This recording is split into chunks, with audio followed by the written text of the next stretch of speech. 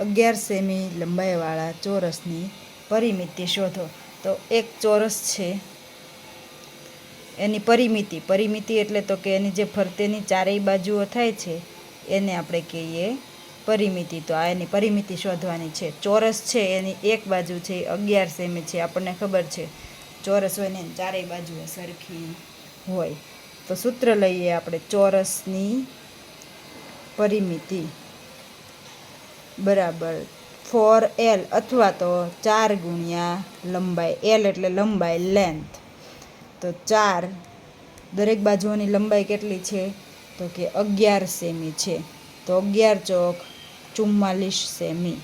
તો ચોરસની પરિમિતિ કેટલી થશે તો કે 44 સેન્ટીમીટર થાય. તો ચોરસની પરિમિતિ, પણ કેવું ચોરસ તો કે 11 સેમી લંબાઈવાળા ચોરસની પરિમિતિ 44 સેન્ટીમીટર થાય છે.